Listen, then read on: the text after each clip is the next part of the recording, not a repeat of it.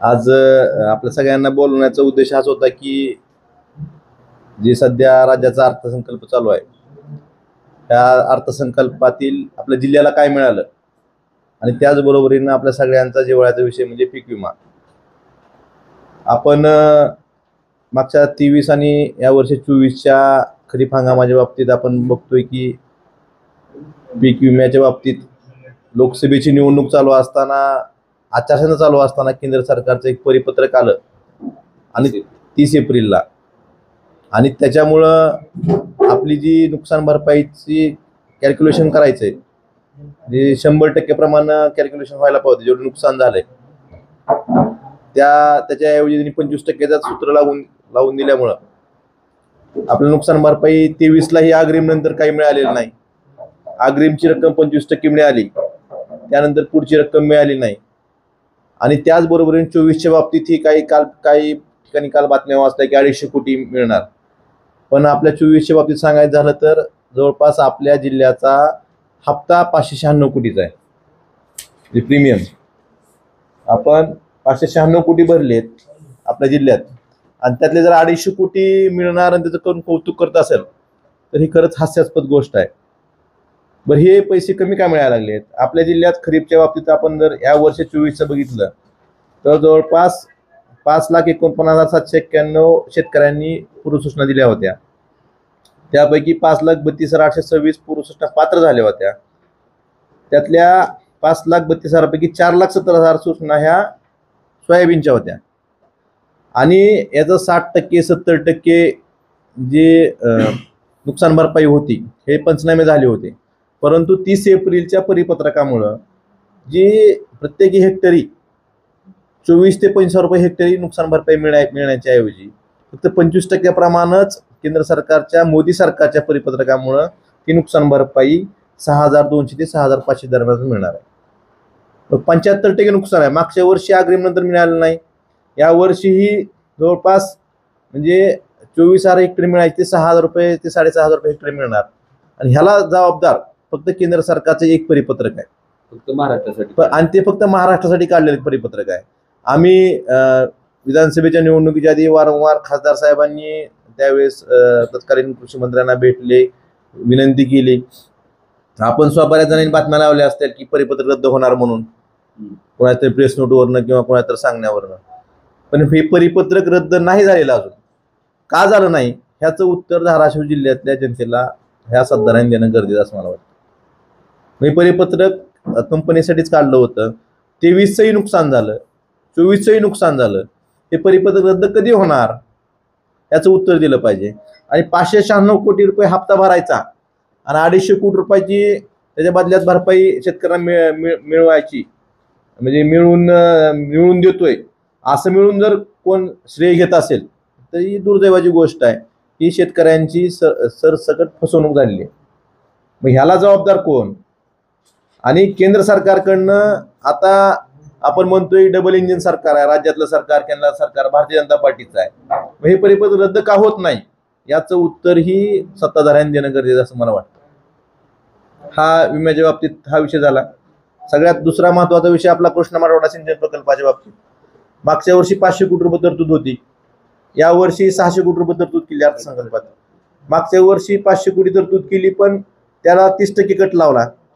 या वर्षीही 600 कोटी तरतूद केली, दरवर्षीप्रमाणे यालाही कट लावणार, त्यामुळं परत पैसे कमी मिळणार. 400 म्हणजे 30% जरी कट मारला तरी 420 कोटी रुपये मिळू शकतात आपल्याला आजपर्यंतचा अनुभव यांचा बघितला तर. आणि दरवर्षी आता हा प्रकल्प फक्त 7 TMCचा पूर्ण करायचा असेल तर आपल्याला जवळपास 3,500 कोटी रुपये आता ह्या क्षणाला लागतात.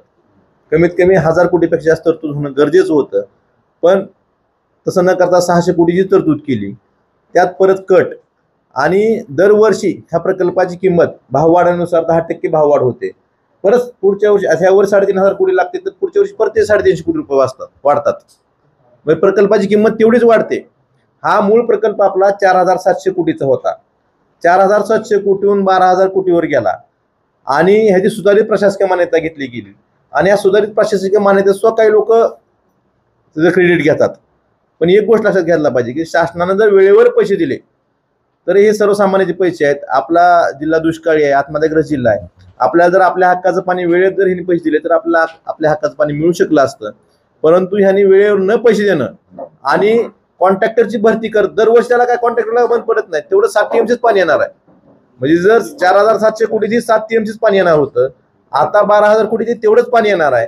आणि ह्याची जर परत वेळ लावत गेला, पुरेशी तरतूद नाही केली आणि दरवर्षी कट लावत गेले, आजपर्यंत अनुभव असा आहे की दरवर्षी कट लावतात, तर परत ह्या प्रकल्पाची किंमत 12,000 कोटीची 15,000 कोटीवर जायला काही म्हणजे माग राहणार नाही, 15,000 कोटीपर्यंत जाऊ शकते. आणि ह्याला जबाबदार कोण? एका बाजूला तुम्ही म्हणता मराठवाड्याचा अनुशेष भरून काढायचा आहे, आम्ही कुठल्याही विकास कामं थांबणार नाहीत, ताकदीनं करू, इथं डबल इंजिन, इथले 3 इंजिन, केंद्राचे 2 इंजिन, असं 5 इंजिनचं सरकार आहे. मोठ्या मोठ्या गोष्टी करण्यापेक्षा प्रत्यक्षात काय मिळालं आणि ह्याला तरतूद का कमी झाली ह्याचं उत्तर ही सरकारनं देणं गरजेचं आहे किंवा सरकारने देणं गरजेचं आहे असं मला वाटतं. आणि ह्या दोन्ही बाबतीत ह्या 2 गोष्टी, विमा आणि कृष्णा मराठवाडा सिंचन प्रकल्प, ह्या दोन्ही गोष्टीच्या बाबतीत ही सरकारनं आपल्या जिल्ह्याची फसवणूक केलेली आहे.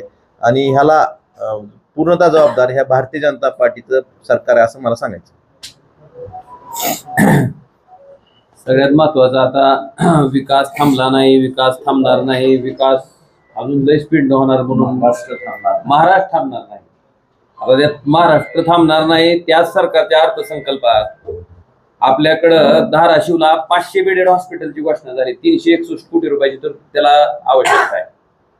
2024-25च्या अर्थसंकल्पात तरतूद आहे 1000 रुपयाची आणि आता 25-26च्या अर्थसंकल्पात तरतूद आहे परत 1000 रुपयाची. मागचा 1000 आणि आत्ताचा हातात 2000. आणि हे जो उद्घाटन 500 बेडच्या रुग्णालयाचं उद्घाटन, मला वाटतं ते मित्राचे कोण होते उपाध्यक्ष, त्यांनी केलं. तर उद्घाटनाला तर 2000 पुरले का विचारा त्यांना. 361 कोटी रुपये लागणाऱ्या 500 बेडेड हॉस्पिटलसाठी जर ही सरकार प्रत्येक वर्षी 1000 रुपयाची तरतूद करत असेल तर महाराष्ट्र कसा पळणार आहे आणि धाराशिव कसं पुढे विकासाच्या मार्गावर जाणार आहे ह्याचं उत्तर मला वाटतं ह्या सरकारनं देणं गरजेचं आहे. ही झालं हॉस्पिटलच्या बाबतीतला विषय.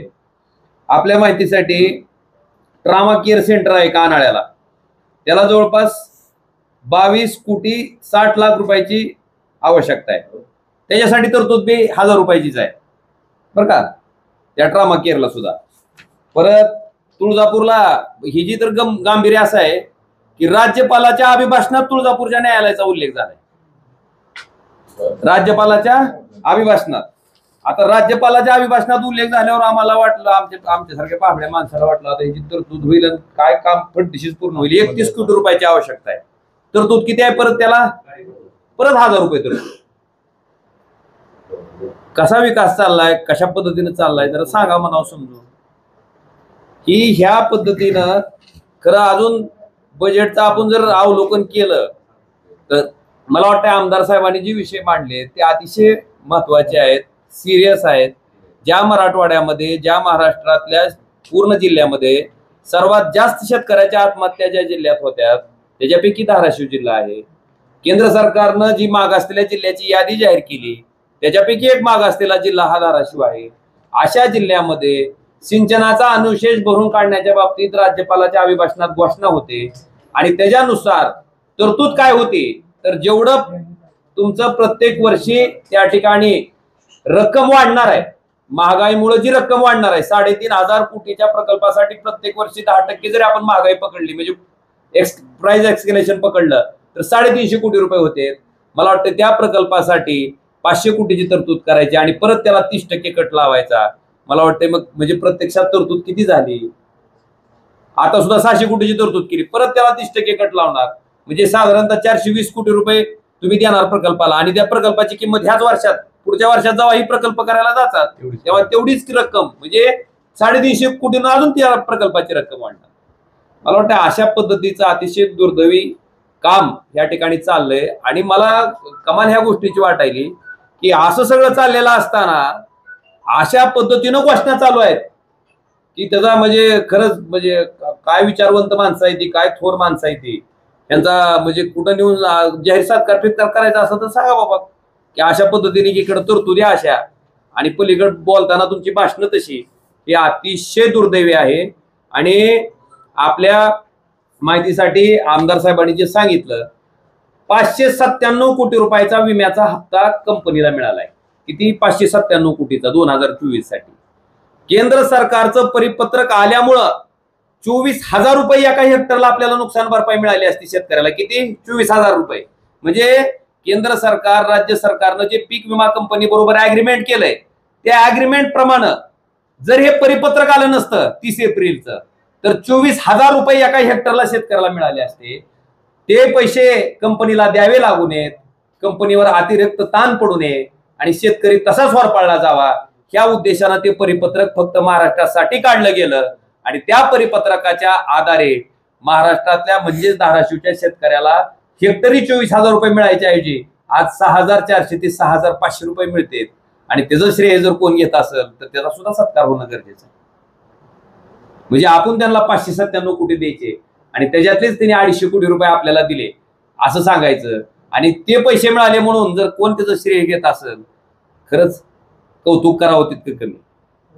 मेडिकल कॉलेजच्या बाबतीत ही राजभाऊ काय एम्सच्या धर्तीवर, परत काय तेच नागपूर एम्सच्या धर्तीवर वैद्यकीय तुम्हाला राणा जगजितसिंह पाटील इथं श्रेय घ्यायला कोण माणूस आहे आपल्या जिल्ह्यात? नाही इथं जिल्ह्यात एकच माणूस आहे ना. तुम्ही मला पत्रकाराला विचारायचंय, अहो त्या टेक्सटाईल पार्कचं काय झालं जरा विचारा तरी घेऊ. तुम्ही अभ्यास करत जाऊ की आम्हाला सगळं विचारतो. तुम्ही खरं शोधपत्रिका अभ्यास करत श्वेतपत्रिका काढा सगळ्या विषयावर. काय झालं काही विचारते. मेडिकल कॉलेजच्या बाबतीत ही अर्थसंकल्पात मी 2 दिवसापूर्वी शोधतोय. बांधकामासाठी आपल्यानंतर आपलं 2021ला मेडिकल कॉलेज मंजूर झालं. आपल्यानंतर जी कॉलेज मंजूर झाली, जालना असेल किंवा बाकीचे सिंधुदुर्ग नाही, जालना आणि बाकीचे तिथे इमारतीची कामं चालू झाली बांधकामाची, पण आपला अजून काम चालू झालेलं नाही. धाराशिवच्या वैद्यकीय महाविद्यालयाच्या बांधकामाचं इमारतीचं कुठेही काम चालू झालं नाही. झाले जागे झालं फायनल म्हणून असं आम्ही तुमच्याकडून ऐकता वाचता तुमच्या इथून. मग तरतूद मला माझं तेच म्हणणं आहे, ह्याचं कधी जागेचा प्रश्न, कधी 100% जागेचा प्रश्न कधी मिटणार, तरतूद कधी होणार, त्याचं संकुल एमच्या धर्तीवर कधी होणार हे सांगितलं पाहिजे ना. सगळं मोठं झाणायचं लांबपूरचं बार म्हणजे स्वप्नातलं दावायचं. अजून तरी तरतूद मला ह्या अर्थसंकल्पात मी जेवढं बघितलंय त्या तर मला सापडली नाही तरतूद. आपल्यानंतर 2 वर्षानं जे मेडिकल कॉलेज चालू म्हणजे मंजूर झाली त्यांची इमारतीची कामं चालू झाली, आपलं अजून नाही. बरं आता तिथे किती अडचण आहे सिव्हिल हॉस्पिटलला. तिथं नवीन बिल्डिंग मध्ये सगळे लॅब वगैरे बाकीच्या गोष्टी आहेत. पेशंटला अक्षरशः बेड नसतो, खाली झोपावं लागतंय. इकडे सिव्हिल हॉस्पिटलला नवीन 500 बेडचं मंजूर केलं, त्याला 1,000 रुपये तरतूद. मग पेशंटनं काय करायचं आपल्या, ह्याचा सगळ्यात महत्वाचा विषय तो आहे ना.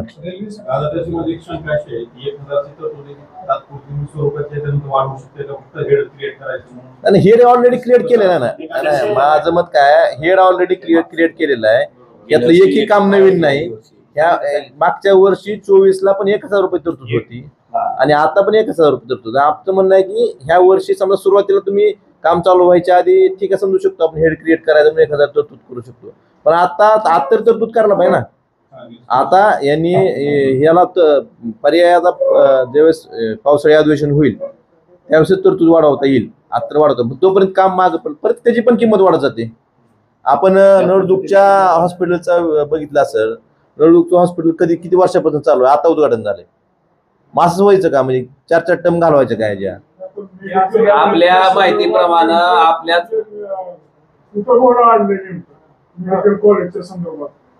आम्ही तेच म्हणतोय घोडं कुठं आलं, जागा काही मिळालेली आहे आपल्याला. बरं शासना बरोबर आहे, जेवढी जागा मिळाली त्यात तर बांधकाम सुरू करायला काय अडचण आहे. तरतूद केली पाहिजे ना. आपल्यानंतर 2 वर्षानं जी कॉलेज मंजूर झाली त्यासाठी तरतूद होऊ शकते, तिथली कामं चालू होऊ शकतात. मग धाराशिवच्या मेडिकल कॉलेजला तरतूद बांधकामासाठी तरतूद का होत नाही, ते काम का चालू होत नाही हे ह्या सरकारनं सांगितलं पाहिजे असं आमचं म्हणणं.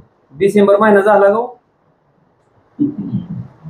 तुमच्या त्याच्यावर टीव्हीवर हे बरं आहे का, ही सोप आहे जरा, ही चांगलं आहे, तुमचं रेकॉर्डेड राहतंय. डिसेंबर मध्ये पाणी येणार होतं ना, गेला की डिसेंबर, जानेवारी, फेब्रुवारी, आता मार्च आलाय आणि पुन्हा अजून तरतूद अशी. नकटीच्या लागणारा 1700 इग्न.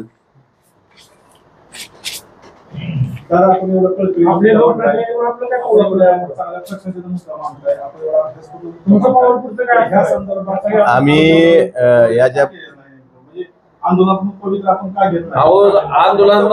ऐका तरी की तुम्ही जर धडधडीत लबाड बोलत असाल, तुम्ही सरकार आहो का? तुम्ही 5-6 महिन्यापूर्वी झालेल्या विधानसभेच्या निवडणुकीमध्ये डायरेक्ट सांगितलं की लाडक्या बहिणीचं 1500 रुपयाचं अनुदान आम्ही 2100 रुपये करू आमचं सरकार आल्यावर. आणि आज विधिमंडळात ज्यावेळेस बजेट सादर झालं त्यावेळेस तुम्ही जर त्याच्यापासून तोंड वेगळं काढत असाल किंवा तुम्ही जर त्याच्यापासून जर नकार देत असाल, तुम्ही सांगितलं की शेतकऱ्याचं आम्ही 100% कर्जमाफी करू, तुम्ही जर अर्थसंकल्पात काहीच करीत नसताल तर काय नेमकं म्हणायचं तुमच्या सरकार? नेमकं कुणाचं सरकार आहे? या सरकारवर विश्वास आहे का? का फक्त लोकांची मतं घेण्यापुरते घोषणा करायच्या आणि एकदा लोकांनी मतं दिले आपलं सरकार स्थापन झालं की पुन्हा आपलं त्याच्याकडे कानाडोळा करायचा ही पद्धत आहे? लाडक्या बहिणीच्या स्कीम मधून 11 लाखाची वगळणी आहे. आम्ही विरोधक म्हणून ज्या ज्या गोष्टी त्या ठिकाणी तुम्हीच आश्वासन द्या. आम्ही एक लक्षात घ्या, ह्याच्यातलं आश्वासन आम्ही दिलंय का? आश्वासन तुम्ही दिले. तुम्ही दिलेल्या आश्वासनाची आम्ही तुम्हाला आजोळणी करून द्यायला लागलो, तुम्हाला आठवण करून द्यायला की तुम्ही आश्वासन दिले पूर्ण करा. मेडिकल कॉलेज संदर्भात मुख्य सचिवांसोबत त्याची बैठक आहे असं मध्यंतरी पालकमंत्र्यांनी सांगितलं होतं. पालकमंत्र्यांच्या बैठकीत कोणतं सांगितलं? जिल्हाधिकाऱ्यांनी त्याची सांगितलं तसली कोणतीच बैठक झालेली नाही. मेडिकल कॉलेज संदर्भात बैठक आहे लवकरच. माहित नाही. माझं म्हणणं आहे मुगली एरंडापासून सगळं तुम्ही काढा एकदा. माझ्याकडे कात्रण माझं गोळा करायला चालू आहे. त्या मुगली एरंडाचं काय झालं, त्याचं डिझेल निघालं का नाही, का राखेल निघणार होतं ते मुगली एरंडापासून, ते काय झालं एकदा विचारा तरी, मला दाखवा तरी. ती झालं की पुन्हा टेक्सटाईल पार्क आहे, किती वर्षात पुन्हा व्हिडिओकॉनची फॅक्टरी आहे. किती स्मारक आहेत आपल्या जिल्ह्यात तर बघण्यासारखे. खरं त्या स्मारकाचं एकदा दर्शन जर घडविलं सगळ्या जनतेला. आणि मला कमाल काय ज्याची वाटते, समजा आपण एखादी गोष्ट सांगितली आणि ती जर पूर्णतेकडे नाही गेली तर त्या गोष्टीची माणूस म्हणून आपल्याला खंत वाटत राहते. पण ही त्याच्या पुढचे निर्डावलेले आहे ती, त्याचा खंत तर सोडून द्या, परत नवीन घोषणा असते, परत नवीन घोषणा. आणि त्याचं काहीतरी वाटतं लोकात हसं व्हायलंय. लोका लक्षात घ्या, आता ही इलेक्ट्रॉनिक मीडिया आहे. तुम्ही बोललेली प्रत्येक गोष्ट रेकॉर्डेड राहते. तुम्ही जर एखादी गोष्ट बोललात आणि ती जर पूर्ण नाही झाली तर लोक 100% तुमचा हिशोबच करणार आहे. पण तिथं ब्रेकच लागत नाही अजून मी पुढचंच आहे सगळं. बरं, माझी तुमच्याकडून माफक अपेक्षा एकच आहे की समजा होणारच नाही, घोषणा का म्हणून करता? एखादी गोष्ट खरंच त्या ठिकाणी शक्य नाही किंवा करणं शक्य नाही किंवा करणं होणार नाही, का घोषणा करायची आपण? कशाला स्वप्न दाखवायची? मुंगेरीला की हसीन, ती सुद्धा लाजत असेल राव सांगायला काहीतरी, पण ही लाजणच किती ती. धाराशिव बिडाणे चित्रपट रेल्वेच्या मार्गासाठी निधी तरतूद करण्यात आली. नाही सर्वेक्षण या नवीन रेल्वे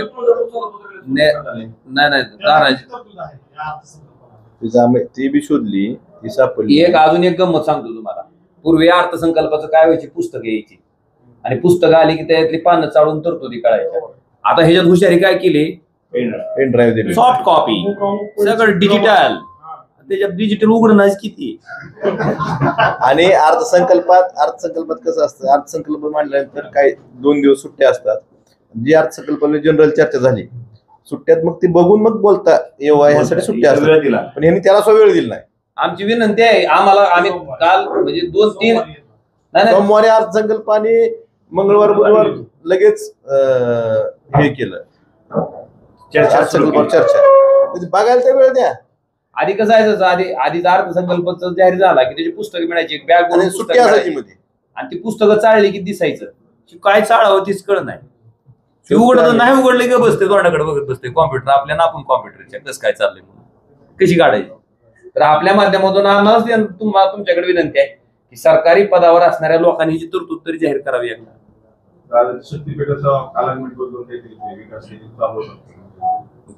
तसंच आहे ना, शक्तीपीठाचा विषय खूप मोठा आहे. शक्तीपीठ तुमच्या माहितीसाठी म्हणजे स्वतःच्या कॉलेजच्या जागेतून जाण्यासाठी तो शक्तीपीठ महामार्ग कशा पद्धतीने जाईल ह्याच्यासाठी पण त्याची अलाइनमेंट बदलली गेली अशी चर्चा आहे माझ्या कानावर ऐकवात आहे. ते शक्तीपीठ आणि शक्तीपीठ हो का, शक्तीपीठ करणाऱ्या लोकांना इतकंच माझी विनंती आहे की तुम्ही जी आश्वासनं महाराष्ट्रातल्या जनतेला दिलीत, शेतकऱ्याच्या 100% कर्जमाफीचे तुम्ही आश्वासन महाराष्ट्रातल्या जनतेला दिले ते पूर्ण करा. तुम्ही त्या ठिकाणी सांगितलं की 0 रुपयाची लाईट बिल आम्ही शेतकऱ्यांना देऊ, लाईट बिल तुम्हाला मोफत. त्याच सरकारनं 4-4, 5-5 लाख रुपयाची लाईट बिल परत पाठवून दिली. ती करा ना, ही आश्वासन आहेत ना, करा ना तुम्ही ही पूर्ण. आणि ज्या महामार्गाच्या माध्यमातून शेतकऱ्याच्याच प्रपंचावर परत वरवंटा ओढला जाणार आहे त्यासाठी तुमचा 8 तास का? शक्तीपीठच्या बाबतीत रत्नागिरी नागपूर हा आपला राष्ट्रीय महामार्ग 361 आता सध्या 4 पदरी आहे. पॅसेंजर कार युनिट म्हणजे 24 तासात किती वाहनं तिथून जाणं अपेक्षित आहे, तर तिथं 40,000ची क्षमता आहे. 24 तासात 40,000 वाहनं जायची तिथं क्षमता असताना तर सध्या फक्त 18 ते 20,000 वाहनं तिथून जातात. मग तोच जर महामार्ग निम्म्या क्षमतेनं वाहतूक असेल, तिथे त्याची क्षमतेपेक्षा निम्म्यानेच वाहतूक असेल, तर मग हा शक्तीपीठ करायचा 8 तास का? आमचं पहिलंही म्हणणं होतं. आता आपण तरतुदीच्या बाबतीत बघतोय, आपल्या आरोग्याच्या सुविधा असतील, सिंचनाच्या सुविधा असतील, तुमच्याकडे एवढेच पैसे आहेत. आता इकडे म्हणतात सरकार एका बाजूला म्हणतं पैसे नाहीत विकासासाठी, मग शक्तीपीठला गरज नसणाऱ्या शक्तीपीठसाठी पैसे कुठून येणार? आणि ते जर पैसे तुम्ही सिंचनासाठी द्या, आरोग्य सुविधेसाठी द्या, तर आमच्या लोकांचं जीवनमान तर उंचावलं ना. बरं, तुम्हाला त्या ठिकाणी ह्या राष्ट्रीय महामार्गाच्या जवळ आपला उद्देश सांगते की आपली सगळी जी शक्तीस्थळ आहेत, जे तीर्थक्षेत्र आहेत, ही जोडायची. मग त्या राष्ट्रीय महामार्ग 361 पासून ते महामार्ग जे शक्तीस्थळ असेल किंवा एखादं मंदिर असेल ते तेवढं 4 पदरीने जोडा. हे का करत नाही सरकार? मग शक्तीपीठचा 8 तास का? कुणाचा विकास करण्यासाठी शक्तीपीठचा 8 तास आहे हे सरकारनं सांगावं. बरं, निवडणुकीच्या आधी सांगितलं होतं स्पष्ट की आम्ही करणार नाही. मग निवडणूक झाल्यानंतर नियत का बदलली सरकारची? जसं लाईट बिलाच्या बाबतीत नियत बदलली, तर हे दुसरं उदाहरण आहे सरकारचं, ह्या बाबतीत स्वनियत बदलली सरकारची. धाराशिव पोस्ट ऑफिस संदर्भात अर्थमंत्र्यांनी भाषणात घोषणा केली, नेमकी काय घोषणा केली? आता राज्यपालाच्या घोषणाचं सांगितलंय, आता अर्थमंत्र्याच्या घोषणाचं काय होतं ते बघू. राज्यपालाच्या घोषणेची तुम्हाला दाखवली की 2 उदाहरणं दाखवली. पण आपल्या माहितीसाठी आपल्या जिल्ह्यात म्हणजे मी ऑन रेकॉर्डवर बोलतोय, मी खासदार होण्याच्या पूर्वी किती नवीन पोस्ट ऑफिस चालू झाले आणि मी खासदार झाल्याच्या नंतर नवीन पोस्ट ऑफिस जे मागण्या होत्या ते किती चालू झाल्या, ह्याचाही आढावा मी डिटेल तुम्हाला देणार आहे. आपणही त्याचा माहिती घ्या. आणि अजून इथून पुढच्या कालखंडामध्ये सुद्धा मी स्वतः ज्योतिरादित्य शिंदे जे आपले मंत्री महोदय आहेत त्यांनाही मी विनंती केलेली आहे. आपल्या भागातनं बऱ्याचशा पोस्ट ऑफिसच्या मागण्या आहेत ज्या की तिथल्या लोकसंख्येवर आधारित त्या ठिकाणी होणं गरजेचं आहे. मला वाटतं ते करण्यासाठी माझा प्रयत्न असणार. पोस्ट ऑफिस सध्या सरकारमध्ये मोडकळी झालेली आहे, या संदर्भात म्हणजे आवश्यक होता मागणी करीन. मागणी म्हणजे आधी बी करतोय अर्थसंकल्पातल्या मला वाटतं बऱ्या आधीच्या माझ्या भाषणात बी आहे. आधी पत्र जी देत मंत्री महोदयांना त्यांच्यात आपल्याला जी म्हणजे पत्र दिलंय अर्थमंत्री त्यात असा उल्लेख केलेला आहे. अर्थमंत्र्यांच्या भाषणात परिषद क्रमांक 25 आणि 96 यामध्ये धाराशिव पोस्ट ऑफिसच्या इमारती संदर्भात उल्लेख केला आहे. लबाडाचा अवतान जेवल्याशिवाय खरं नाही, मी इतकं सांगतो तुम्हाला. फक्त उल्लेख केला म्हणजे आपल्या दिलेल्या पत्रात अर्थमंत्री माझं एवढंच म्हणणं आहे भाऊ, काय उल्लेख आहे हीच म्हणजे आपल्याला माहिती. ते आता सगळं डिजिटल आहे ना, ते 1000 तरतूद केलं सगळं डिजिटल. आरोप प्रत्यारोपच होत राहत आहे. फक्त धाराशिव विकासाच्या मार्गावर आरोप प्रत्यारोप नाहीत, आरोप प्रत्यारोप नाहीत. तुम्ही पहिल्यांदा दुरुस्त करा. आरोप प्रत्यारोप नाहीत. 300, 500 आता माझं ऐका, आता माझं ऐका ना, माझं ऐका. आरोप प्रत्यारोप नाहीत. 597 कोटी पीक विमा कंपनीला देऊन त्या कंपनीनं आपल्याला 250 कोटी रुपये दिले म्हणून जर कोण स्वतःची पाठ तुटून घेत असेल तर त्याला शहाणपणा म्हणायचा का मूर्खपणा म्हणायचा का? आम्ही मूर्ख आहेत. मग अशा परिस्थितीमध्ये 597 कोटी रुपये ज्या पीक विमा कंपनीनं त्या ठिकाणी प्रीमियम घेतलाय, तीच विमा कंपनी केंद्र सरकारच्या 30 एप्रिलच्या परिपत्रकाचा आधार घेऊन जर फक्त 250 कोटी रुपये आपल्या भागातल्या शेतकऱ्यांना विमा देत असेल आणि स्वतःची नफेखोरी 347 कोटी रुपये करत असतील तर त्याच्यावर बोलायचं नाही का?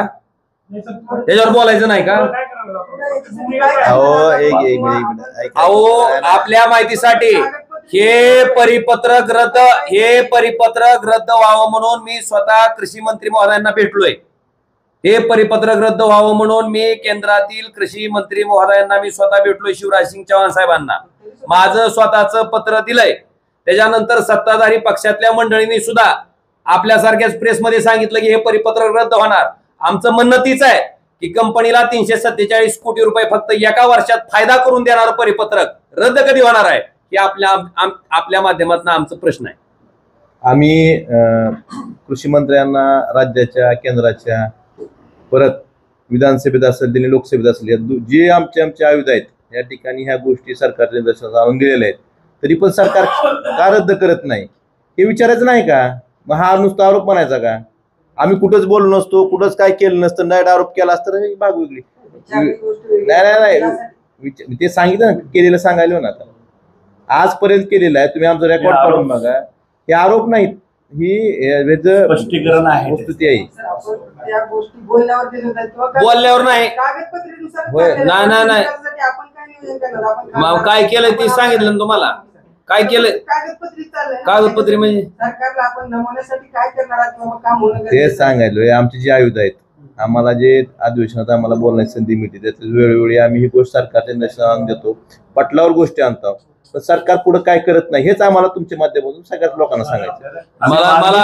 मला तुमचं काय मला आश्चर्य वाटतंय की परिपत्रक काढणाऱ्या केंद्र सरकारला तुम्ही काय बोलायचं नाही असं म्हणता का? बोलायचं सर, पण नाही तुमची इच्छा काय नाही. काय तुमची इच्छा असेल की नाही बोलायचं. आम्ही काय करणार अपेक्षित काय? अहो मला काय म्हणायचंय, मला माझ्या वेगवेगळे प्रकार असतात, ते करणं गरजेचं आहे ना. फक्त आपण काय होतंय आरोप करताय किंवा एखादी पत्रकार नाही विषय काय आहे, आधी तुम्हाला गोष्ट लक्षात येणं गरजेचं आहे. तुम्ही जी प्रेस आली तशी छापता त्यातली वस्तू जी तुम्हाला येऊन आधी तुम्हाला सांगायचं आणि आम्ही जनतेच्या दारात जाऊन सुद्धा हे जे परिपत्रक आहे या परिपत्रकाचे आम्ही शेतकऱ्यांना घेऊन होळी करणार आहेत, हे रद्द होत नाही. आणि रस्त्यावरचे आंदोलन आम्ही केले नाही असं कुठं आहे? कांद्याच्या सोयाबीनचा ज्या वेळेस त्याने तुमचं पाम तेलावरचं आयात शुल्क कपात केलं, सोयाबीन आयात केलं, त्यावेळेस आम्ही आंदोलन केलंय. आम्ही कधी आंदोलन केलेलं नाही सांगा आम्हाला. रस्त्यावरचे बी आंदोलन आम्ही कधी केले नाही. आम्ही हाऊस रस्त्यावरचे शिवसेना, त्यामुळे आम्हाला त्याच्यातलं काही नवीन नाही. आम्ही तुम्हाला काय सांगायला लागलोय की काही माणसं अशा पद्धतीने लोकांची फसवणूक करते, त्यावेळेस वस्तुस्थिती लोकांच्या लक्षात आणून देणं काम आहे का नाही? आणि आम्ही एखादं आश्वासन दिलं तसं ज्यावेळेस तुम्ही पुढच्या प्रेसला तुम्ही असाल तसं तुम्ही विचारून करत तुम्ही मागच्या वर्षी बोलवत ह्याचं काय झालं हे विचारता कधी? आम्हाला नाही, सगळ्यात प्रेसला गेलो आम्हाला विचारतो, आम्ही उत्तर देतो.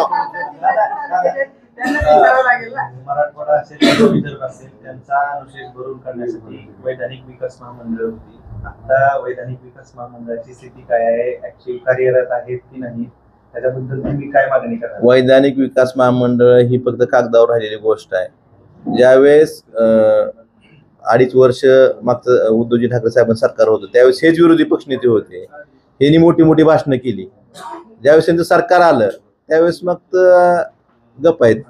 आणि मराठवाड्यासाठी सुद्धा सिंचनासाठी सुद्धा निधी मागच्या वर्षी जवळपास 4,800 कोटी रुपयाचा निधी होता. त्याची त्याला फक्त ही कागदावरची महामंडळ ठेवली आहे, त्याला कुठले अधिकार नाहीत, याला कुठली तरतूद केलेली नाही. आता मागच्या वर्षी आपल्याला मराठवाड्यासाठी 45,000 कोटी रुपयाची घोषणा केली होती एक बैठक घेऊन. त्यातले किती पैसे आले? 700. त्यातले फक्त 700 कोटी रुपये आले. 45,000 कोटी पैकी फक्त 700 कोटी रुपये आले होते. नुसतं घोषणा करायची आणि जायचं. तिथं उपेंद्र कटके साक्षीदार आहेत बघा. मी अजून त्याच्या बातमीचं उत्तर अजून आलेलं नाही. आठवते का तुम्हाला? ही महामंडळ आता फक्त कागदावर, याने जर लिहून पाठवलं मराठवाडा अजून त्यांचा प्रतिनिधी आलाय का नाही? इतर आर्थिक विकास महामंडळ जेवढी घोषित केलेत तेवढे फक्त कागदावर. उपेंद्रजीला एकदा तुम्ही भेट घ्यावं, एवढी प्रेस झाल्यावर त्यांना. मागच्या वर्षी आपल्याला 600 कोटी रुपयाचा हप्ता भरला होता आपण. या केंद्र सरकारच्या परिपत्रकामुळे आपल्याला फक्त 297 कोटी मिळाले, म्हणजे 303 कोटी रुपये मागच्या वर्षीच आहे. ह्या वर्षी 596 कोटी आहेत, मिळाले 250 कोटी. दरवर्षी 300-300 कोटी एका जिल्ह्यातून परिपत्रकामुळे जात असतील आणि शेतकऱ्याला 24,000 रुपये हेक्टरी मिळायचे, 6,000 मिळत असतील. आपला हप्ता या वर्षी माहिती आहे किती आहे? सोयाबीनचा हप्ता किती होता माहिती आहे तुम्हाला? या काही हेक्टरचा तुम्ही सांगा. शेतकऱ्याला माहिती नाही तुम्ही रुपयात मिळाला 10,700 रुपये होता. 10,700 रुपये हप्ता भरायचा. सगळ्या तक्रारी द्यायच्या, सगळं नुकसान झाल्यावर परत जर त्यातले 6,000 मिळत असतील आणि ते जर आपल्याला कौतुक असेल तर मग आपल्या एवढं आपणच ती 6,000 बी सरसकट कुठं आहे? ज्यांनी इंटिमेशन दिले त्यांनाच आहे ना. शेतकऱ्यानं रुपया भरला की सरकार शेतकऱ्याच्या नावावर 10,699 रुपये त्या कंपनीला आहेर करतंय. शेतकऱ्याला वाटतंय मला रुपयातच भेटलाय, पण शेतकऱ्याचे टॅक्सचे पैसे आहेत, जीएसटीचे पैसे आहेत, ती सरकार त्या ठिकाणी कंपनीला देते. म्हणजे 10,700 रुपये हप्ता कंपनीला आणि त्याच्यापैकी नुकसान भरपाई किती? 6,500. आणि त्याचं जर आम्ही जर तुम्हाला येऊन जर सांगत असतो तुम्ही कशाने हाणाय पाहिजे आम्हाला? अच्छा, प्रश्न काय असतील तरी सांगा प्रश्न काय.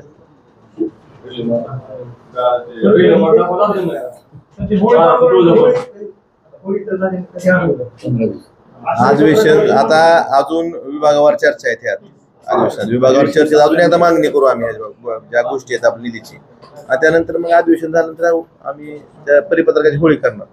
एक लक्षात घ्या, फक्त विरोधक म्हणून बोलण्यापेक्षा किंवा ही करण्यापेक्षा वस्तुस्थिती तुमच्या सगळ्याच्या लक्षात आणून देणं आमची जबाबदारी आहे. आरोप प्रत्यारोप नाही, आरोप प्रत्यारोप नाही, वस्तुस्थिती आहे. तुम्हाला हप्ता माहित होता का सोयाबीनचा? माहिती झालं का नाही? 600च्या ऐवजी तुम्हाला काय वाटतंय? हे पण माहित होतं का? 250 कोटी येईल एवढंच माहित होतं, पण आपण भरले 596 कोटी भरलेत माहित होतं का? आधी तुम्हाला माहित करायचं. हे पण प्रश्न विचारा ना त्यांना, किती भरले. तुळजापूरच्या ड्रग्सच्या बाबतीत मी आपल्याला प्रामाणिकपणे सांगतो की आम्हाला सगळ्याला सुद्धा लहान लहान लेकरं आहेत. आम्ही इथं बसलेली सगळी मंडळी आणि तुम्ही पुढची मंडळी, आपली पुढची पिढी बर्बाद होण्यापासून वाचवायचं असेल तर ह्या प्रश्नावर प्रत्येकानं तितक्याच आक्रमकतेनं बोलणं गरजेचं आहे. त्याच्या बाबतीत ह्या प्रकरणाचा जोपर्यंत सोक्षमोक्ष लागत नाही तोपर्यंत आम्ही इथं बसलेली तर सगळीच मंडळी कार्यरत आहेत. आपल्या माहितीसाठी आम्ही मुख्यमंत्री महोदयांना म्हणजेच गृहमंत्री महाराष्ट्र राज्याचे त्यांनाही मी स्वतः पत्र लिहून विनंती केलेली आहे. एवढंच नाही, देशाचे गृहमंत्री आहेत त्यांना सुद्धा पत्र लिहून त्या ठिकाणी मी विनंती केलेली आहे.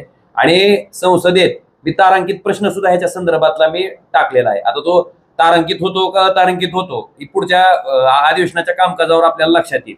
जर तारांकित झाला आणि चर्चेला जर आला तर निश्चितपणे त्याच्यावर सुद्धा योग्य न्याय घेण्यासाठी मी स्वतः प्रयत्न करणार आहे. आणि आपल्या माहितीसाठी आमदार कैलास पाटील साहेबांनी सुद्धा ह्याच्या बाबतीत लक्षवेधी सूचना ती सांगतील. मी याच्या बाबतीत तुळजापूरच्या ड्रग्सच्या बाबतीत हा विषय राजकारणाचा नाही, हा खरं तर सामाजिक विषय आहे. आपण सगळ्यांनी त्याकडे गंभीरतेने बघितलं पाहिजे. तुळजापूर सारख्या शहरात एवढं आपण महाराष्ट्राचं शक्तीपीठ म्हणतो, एवढं सगळ्यांची कुलस्वामिनी आहे आणि या ठिकाणी जर हजारो तरुण मुलं जर या ड्रग्सच्या आहारी गेले असतील तर हे ड्रग्स आज चालू झालेली नाही गोष्ट. मागच्या 2-3 वर्षापासून या ड्रग्सची तुळजापूर शहरात चालू झालेली आहे. आणि काही जे आरोपी पकडले गेलेले आहेत, या आरोपी पकडल्या गेलेल्यामध्ये सुद्धा त्यांनी सांगितलंय याची सुरुवात कुणी केली. त्यात ज्या गोष्टी आहेत त्या मी विधानसभेच्या पटलावर निश्चितच मांडणार आहे. मी लक्षवेधी सूचना देतोय, अध्यक्षाकडे जाऊन ती स्वीकारायची आणि त्याच्यावर चर्चा व्हावी अशीही त्या अध्यक्षांना विनंती करणार. राहिलेल्या अधिवेशन जे आता पुढचा आठवडा नंतरचे काही 3 दिवस आहेत, म्हणजे अजून हे 5 दिवस आणि पुढचे 3 दिवस 8 दिवस अधिवेशन आहे. त्यात ह्या प्रकरणात चर्चा झाली पाहिजे.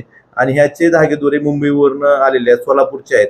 त्यामुळे हा फक्त तुळजापूरचा विषय नाही, हे खूप मोठं सिंडिकेट आहे. आणि ह्यात हे पूर्ण म्हणजे हा तुळजापूरचाच विषय नाही तर पूर्ण महाराष्ट्रातलं सिंडिकेट उद्ध्वस्त करण्यासाठी सरकारनं ठोस भूमिका आणि सगळ्यांनीच घेणं गरजेचं आहे. कुणी म्हणजे ह्याच्याकडं राजकारण म्हणून म्हणजे आमची इच्छा नाही बघायची आणि कुणीच बघू नये ह्याच्याकडे राजकारण म्हणून. हा सामाजिक प्रश्न आहे आणि ह्याच्याकडे तसं बघितलं गेलं तरच आपल्या पुढच्या पिढीचं भवितव्य आपण सुरक्षित ठेवू शकतो. नाही तर आपल्या डोळ्यात देखत आपली पुढची पिढी बरबाद होऊन जाईल.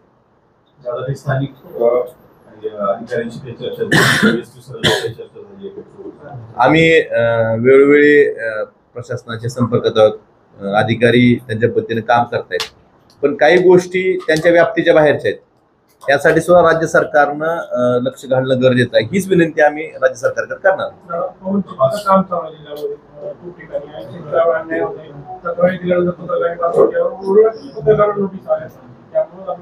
तुम्ही परवा आता एक नोटिफिकेशन आला असेल, तुम्ही बघितलं असेल, ते अर्बन नक्षलवादी बघितलं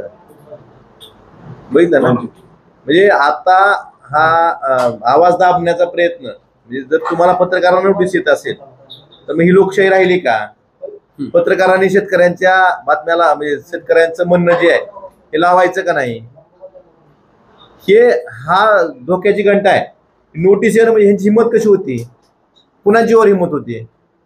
म्हणजे तुम्ही शेतकऱ्याचं म्हणणं स्वतः मांडायचं नाही.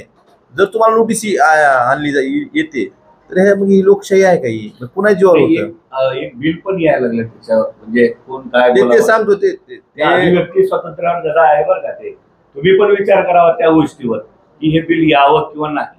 त्याचा आक्षेप मागवलेत बघा परवा. ते पण आहे ते आपल्या आपण पवनचक्कीचा विषय काढला, अतिशय गंभीर विषय आहे. कारण मला सुद्धा बऱ्याचशा शेतकऱ्याचे फोन येते की एका शेतकऱ्याला एक रक्कम दिलेली असती, दुसऱ्या शेतकऱ्याला दुसरीच रक्कम दिलेली असती, तिसऱ्या शेतकऱ्याला तिसरीच रक्कम दिलेली असती. आणि त्याच्या शेतातनं ज्या वेळेस ते त्या पवनचक्कीचे काही जाणार आहे, सामान जाणार आहे किंवा तिथं पोल उभा राहणार आहे किंवा पवनचक्की उभा राहणार आहे, तेव्हा त्या शेतकऱ्याबरोबर जे अग्रीमेंट केलंय कंपनीनं ती रक्कम द्यायला पण ती कंपनी तयार नसते. अशा परिस्थितीमध्ये त्या शेतकऱ्याला मी स्वतः, आता मला वाशीच्या एका शेतकऱ्याचा फोन येत आहे, परत परांड्याच्या ज्या शेतकऱ्याचे फोन आले तिथं स्वतः मी लक्ष घालून मी त्यांना सांगितलंय की जोपर्यंत तुमची अग्रीमेंट मध्ये ठरलेली रक्कम शेतकऱ्याला पोहोचवत नाही तोपर्यंत शेतकऱ्याच्या शेतात त्यांनी पाऊल ठेवायचं नाही. कारण त्या शेतकऱ्याच्या शेतात अधिकारी त्या शेतकऱ्याचा आहे, मालक शेतकरी आहे. त्यामुळं आपल्याकडनं सुद्धा कोण आवाज दाबतोय का नाही ह्याच्यापेक्षा खरं काय आणि खोटं काय ह्याच्या बाबतीत आपण सगळ्यांनीच त्या माणसाच्या, गरीब माणसाच्या पाठीशी उभं राहणं मला वाटतं आपलं कर्तव्य आहे. मीही पाळतोय आणि तुम्ही 100% पाळा. आम्ही बरोबर आहे. आमची पत्रकार बांधवांना विनंती आहे, कुणाच्याही नोटीसला घाबरू नका. आपण सर्वसामान्याचा आवाज म्हणून तुम्ही काम करताय, तसं काम करत राहा. तुम्हाला जर कुठं काय आहे त्याला त्रास व्हायला आपण दाबायचा प्रयत्न केला तर आम्ही तुमच्यासोबत आहे, शेतकऱ्यासोबत आहे, तुमच्यासोबत आहे. पवनचक्कीच्या जमिनीच्या रेट संदर्भात एक असं आहे की रेट काय लिहिलंय हे शेतकऱ्यांना सांगता कधी कधी सह्या घेतल्या जातात आणि त्याच्यात शेतकरी फसतो. त्याकरता पत्रकारांना विनंती आहे की तुम्ही शेतकऱ्यामध्ये थोडी तुम्ही आवाहन करा शेतकऱ्याला. आवाहन केलं पाहिजे. मी पण या तुमच्या माध्यमातून शेतकऱ्यांना आवाहन करतो की कोणतंही अग्रीमेंट करत असताना हे वाचून करावं. त्याला कळत नसेल तर ज्याला वाचता येतं, ज्याला कळतंय त्याला सोबत घेऊन अग्रीमेंट करा. सगळ्यात महत्वाचे कोणता जो वाद सापडा नाही.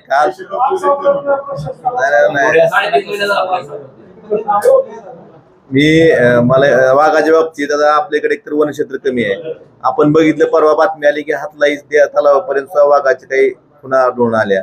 परवाच मलकापूरला एका शेतकऱ्याच्या 1-1 लाख रुपये किमतीच्या 2 गायी,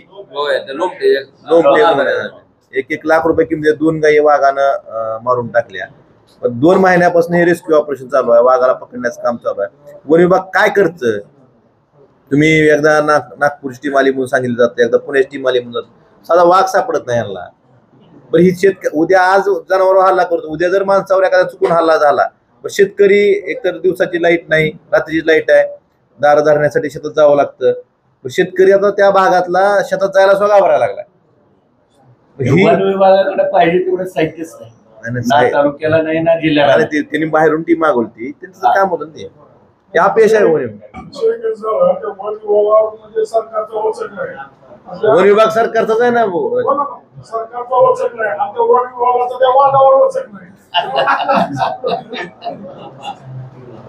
सरकारचं काम कसं चाललंय ही मूर्तिमंत उदाहरण आहे आपल्या जिल्ह्यातलं सांगायला.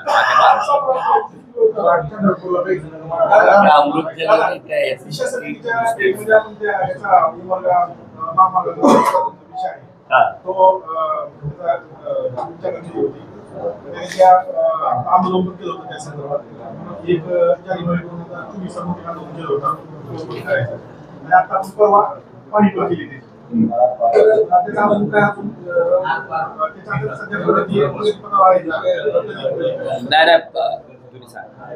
संतोष आपल्याला त्याने ऍश्युरन्स दिलेलं पत्र आहे का ते? नळदूरचा बायपास आता एक साइड चालू झालेला आहे. 31 पर्यंत दोन्ही भाग चालू होतील आणि तिथून ते उमरगा बॉर्डर पर्यंत जो भाग आहे त्याच्यातल्या बऱ्याच सुधारणा आपल्या आंदोलनामुळे झालेल्या आहेत. आणि एक फक्त आष्टा मोडवरील जे मोठं पूल आहे त्यांची मुदत त्यांनी वाढवून मागितलेली आहे. बाकीचे सगळं काम येत्या 31 पर्यंत. आष्टा मोडचा जी फक्त फ्लायओव्हर आहे का त्या फ्लायओव्हरला फक्त त्यांनी मुदत वाढवून मागितली, बाकीचं पूर्ण काम त्यांनी आपल्याला दिलेल्या मुदतीतच करणार आहे. आणि झालंय बी. तुम्ही जर कधी गेला होत्या महामार्गानं तर सगळे आता ओव्हरब्रिज थ्रू झालेत. नळदुर्गचा बायपास चालू झालाय पूर्ण, तुम्ही बघितला असेल नळदुर्गचा.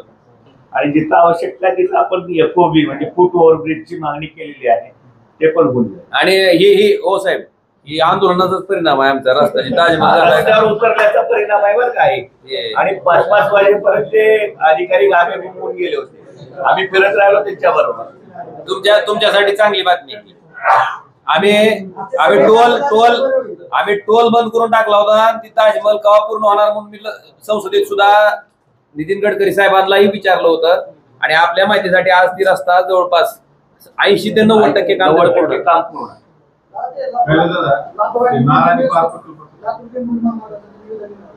हो, लातूर टेंभुर्णीच झालं की. आता लातूर टेंभुर्णीचा जे चौपदरीकरणाचा विषय आहे त्याच्यामध्ये पहिल्या टप्प्याचं टेंडर आता ही झालंय, म्हणजे पूर्ण बीड आल्यात. मला वाटतं काही दिवसात, किती दिवसात स्क्रुटनी चालू आहे. त्याचं फायनान्शियल ओपन किती तारखेला, म्हणजे किती तारखेपर्यंत ऑर्डर होईल? 3 महिन्याचा जुलैच्या. आणि कम्प्लिशन लातूर टेंभुर्णीचं साधारणतः 3 महिन्यात पुढच्या वर्क ऑर्डर होईल आणि तिथून पुढे 1.5 वर्षात काम पूर्ण होईल. माझा मुलगा स्वामी सरांना आहे. तुमच्या ड्युटीच्या विरोधात याचिका सादर दाखल केले नियमाचं उल्लंघन केल्याच्या संदर्भात या संदर्भात तुमचं काय म्हणणं आहे? आता आमच्या विरोधामध्ये 2 केस आहेत. एक रिट पिटिशन जे इलेक्शन कमिशन आहे त्याला पाठी केलेला आहे. दुसरा आहे जात पडताळणी समिती. जात पडताळणी समिती ही न्यायिक समिती आहे आणि माझी व्हॅलिडिटी 2014ला झाली. माझी सेवा शिक्षक म्हणून 27 वर्ष झाली. त्याच व्हॅलिडिटीवर त्याच जातीवर ही सेवा झालेली आहे. त्याच्यामुळे तो न्यायालयीन लढा आपण जिंकणार आहोत. दुसरं रिट पिटिशन इलेक्शन पिटिशन जे आहे तिथं जे ऑब्झर्व्हर आणि आरओ होते ते क्लास 1 अधिकारी होते. केंद्र सरकारचा एक ऑब्झर्व्हर आणि आमचे आरओ इथले क्लास 1 अधिकारी होते. त्यांनी सगळ्या बाबीची पूर्तता करून आमच्या फॉर्मला मान्यता दिली होती पहिल्यांदा. आणि निकाल डिक्लेअर करताना देखील त्या सगळ्या गोष्टीची त्यांना जाणीव होती. नियमानुसार त्या ठिकाणी खर्च झालेला आहे. राजीनामा हा प्रश्न त्यांनी उपस्थित केलेला आहे. तिथे उच्च पदस्थ अधिकारी सुपर क्लास 1 आहेत. त्यांनी नियमानुसार राजीनामा दिलेला आहे. या संदर्भामध्ये कोर्ट केस चालू आहे आणि तोही लढा आपण चांगल्या पद्धतीने या ठिकाणी जिंकणार आहोत. त्याच्यामध्ये काही लोकमताचा आदर करावा. आमचं एक विरोधकांना आव्हान आहे की लोकमताचा आदर करावा आपण आणि पराभवानं वेळासारखं न करता एक सक्षम विरोधक म्हणून आम्हाला तिथं काम करू द्या. पार खोऱ्याच्या बाबतीतलं मराठवाड्यासाठी पार खोऱ्यातनं गोदावरी खोऱ्यात पाणी आणण्यासाठी 2012-13 साठी 183 दलगमी पाण्याचं प्रशासकीय मान्यता झाली होती. परंतु पार खोऱ्यातलंच पाणी गिरणा खोऱ्यात दिलं गेलं आणि त्याचा DPR कमीत कमी 7 ते 8 वर्ष होऊ दिला नाही काय अधिकाऱ्यांनी. आपण मराठवाडा त्यावेळेस शांत बसलो. 7 ते 8 वर्षाचं DPR सुद्धा होऊ दिलं नाही. त्या दरम्यानच्या काळात त्यांनी सुरुवातीला आपल्याला 183 दलगमी पाणी द्यायचं ठरलं. नंतर CE कोकण यांनी 85 दलगमीची आपल्याला मराठवाड्यासाठी पाणी उपलब्ध दिलं. नंतर अजून एकदा जलसंपत्ती प्राधिकरणानं ते कमी करून 45 दलगमी पाणी फक्त आपल्यासाठी उपलब्ध करून दिलं. म्हणजे जवळपास 1.25 TMC. मग एवढ्यावरती प्रकल्प पुढे गेला नाही. परंतु ह्याच्या बाबतीत सगळ्यात मी परवाही विधानसभेत एका तारांकित प्रश्नात मंत्र्यांना बोललो. त्यात त्यांनी काय केलं की पार खोऱ्यातनं गिरणा खोऱ्यात पाणी नेताना तलांकाची अट असते. म्हणजे किती तलांकापर्यंत धरणं बांधायची.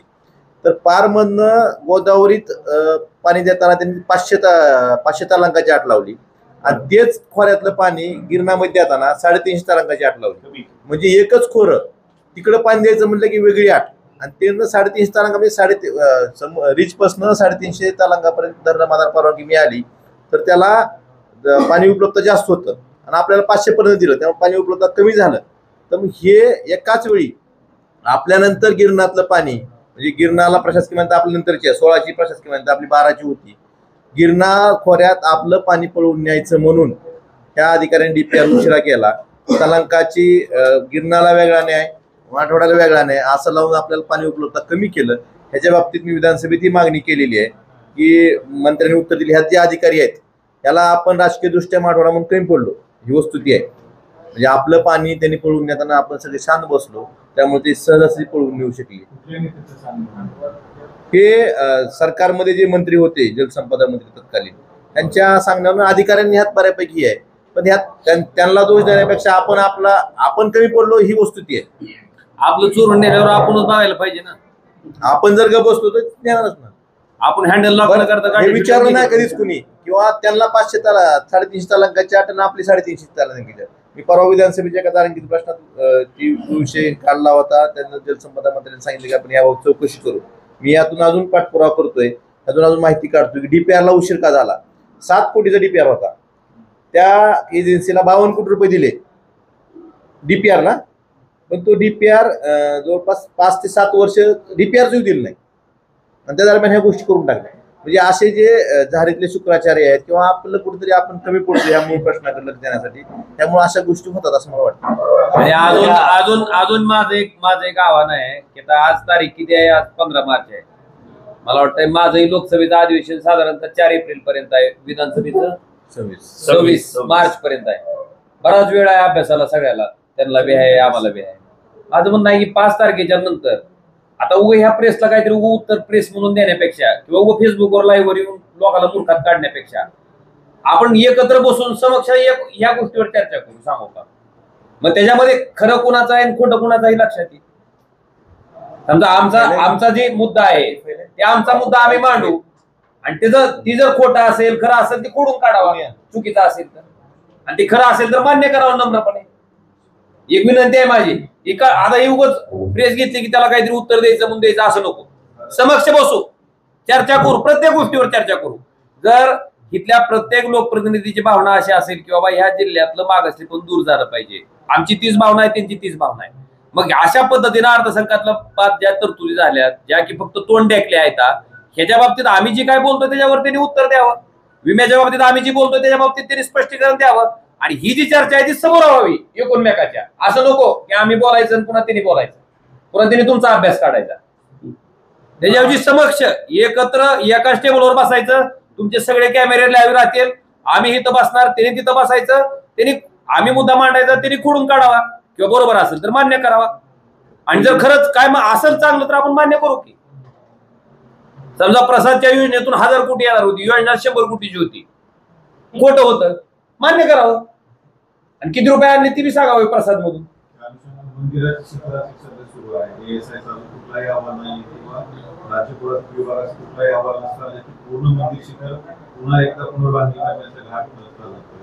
पुरातत्व विभागाच्या अखत्यारीत आहे का ते मंदिर? आहे नाही, मला आजकालच्या वागण्यावर वाटणं आहे म्हणून. कुणाच्या अखत्यारीत आहे मंदिर कळणार मला. कसं असतंय, आई तुळजाभवानीचा विषय आहे आणि आई तुळजाभवानीला महाराष्ट्रातली सगळी लोक फार श्रद्धेने आणि अख्ख्या देशातील लोक श्रद्धेने तिथं आईच्या चरणी नतमस्तक होते. मला वाटतं अशा आई तुळजाभवानीच्या देवीच्या मंदिराच्या बाबतीत जर काय झालं असेल तर हा श्रेयाच्या प्रश्नापेक्षा हा तिथली वस्तुस्थिती, तिथल्या परंपरा, या सगळ्या गोष्टी आपण लक्षात घेऊन त्याच्यावर वक्तव्य करणं गरजेचं आहे आणि वागणं सुद्धा गरजेचं आहे. आणि पुरातत्व विभागानं मला वाटतं एक लावलेली चपराकच आहे ना, ज्या पद्धतीनं राज्याचं पुरातत्व विभागाचे अधिकारी आले आणि त्यांनी जे काही केलं गेलं होतं त्याच्या बाबतीत वक्तव्य केलं, ती एक चपराकच आहे. त्याच्यातनं तर काहीतरी बोध घ्यावा आणि इथून पुढे असे बांधगडी करू नये. तुम्ही सांगितलं होतं स्वतः सन्माननीय गडकरी साहेबांनी हाऊसवर ऑन टेबल हाऊसच्या, तुम्ही जर ते डिबेट बघितले असेल प्रश्नोत्तराच्यात असेल तर त्यांनी सुद्धा मान्य केलं की आम्ही ते करू. पण सुरत चेन्नईचं असं दुर्दैव आहे, तुम्हाला सांगतो की तो भारतमाला प्रोजेक्टच्या बाहेर काढलाय सुरत चेन्नई, आणि भारतमालाच्या प्रोजेक्टच्या बाहेर काढल्यामुळे गडकरी साहेबांना त्याला परत डबल प्रशासकीय मान्यता घ्यायची वेळ आली. आणि आता कारण कर्नाटकमध्ये जर आपण बघितलं असेल कर्नाटक पर्यंत, तर कर्नाटकमध्ये सुरत चेन्नईचं काम बऱ्यापैकी पूर्ण होत आलंय आणि बऱ्याचशी जमीन अधिग्रहित केलेली आहे कुणी NHAI-नं, आणि त्या जमिनीवर कामाला परवानगी न मिळाल्यामुळं NHAI-ला त्या अधिग्रहण केलेल्या जमिनीचं कितीतरी व्याज, कोट्यावधी रुपयाचं व्याज त्या ठिकाणी द्यावं लागतंय. मी गडकरी साहेबांनाही वारंवार भेटतोय, त्यांनाही विनंती करतोय की पुढचा जो राहिलेला महामार्ग आहे, पुढचा जो टप्पा आहे तोही पूर्ण करण्याच्या दृष्टीने प्रयत्न करावा. तर त्यांनी एकदा फायनान्स डिपार्टमेंटला तो प्रपोजल पाठवलं होतं, फायनान्स डिपार्टमेंटनं परत रिजेक्ट केलं, परत दुसऱ्यांदा त्यांनी पाठवलं असं माझ्या माहितीनुसार आहे. बघा पारचा डीपीआरचा विषय 14-15 पासून सुरुवात झाली त्याला. 7,67,00,000चा डीपीआर होता मूळ. 2 वर्षात डीपीआर देणं अपेक्षित होतं. मी 16 पर्यंत डीपीआर जाणं गरजेचं होतं. त्याला 51,22,00,000 आजपर्यंत खर्च झालाय. दरवर्षी 14-15ला 1,68,00,000, 15-16ला 93,00,000, 16-17ला 1,01,00,000, 17-18ला 76,00,000, 18-19ला 3,19,00,000, 19-20ला 1,63,00,000, 20-21ला 13 कोटी, 23-24ला 26 कोटी आणि 24-25ला 1,73,00,000. कन्सल्टंट, प्रायव्हेट कन्सल्टंट माहिती घ्यावी लागेल. पण माझं म्हणणं काय, प्रायव्हेट कन्सल्टंट आपल्या जिल्ह्यात माझं म्हणणं आहे डीपीआर बनवायला आता ह्यांनी परवा घोषणा केली की मराठवाड्याला आम्ही पुढच्या पिढीला दुष्काळ बघू देणार नाही. जर ह्याला 1, 2, 3, 4, 5, 6, 7, 8, 9 वर्ष लागत असेल डीपीआर बनवायला. 7 कोटीचं 52 कोटी डीपीआर बरं का, काम असतं होत्या.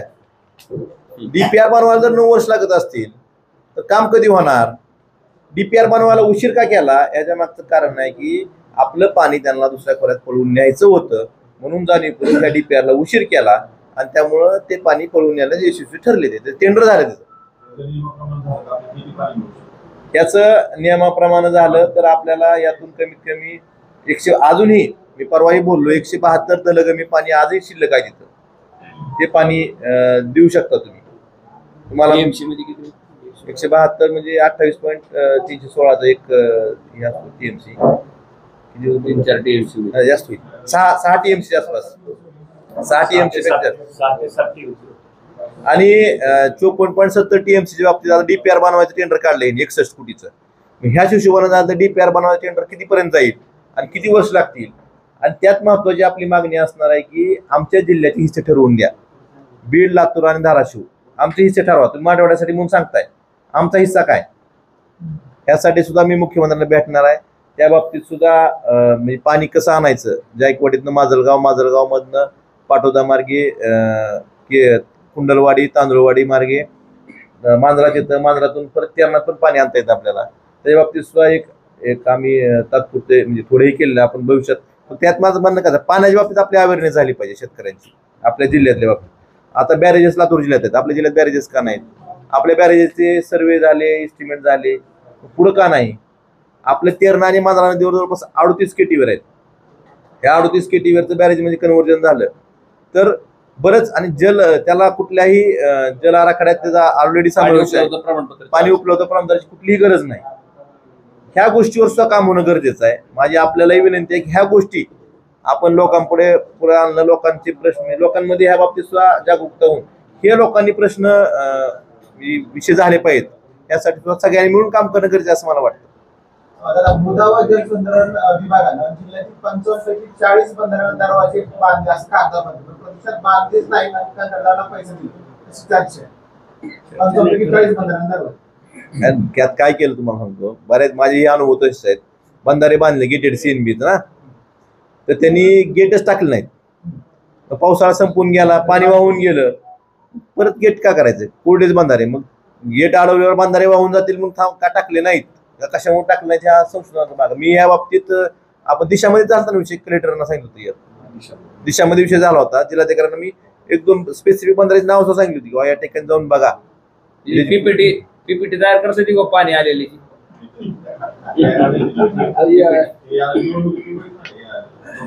तसलं काय करता आलं तर बघा, दाखवा. कार्टून दाखवले काहीतरी दाखवायचं. 140 कोटीच्या रस्त्याच्या बाबतीत आंदोलन केलं.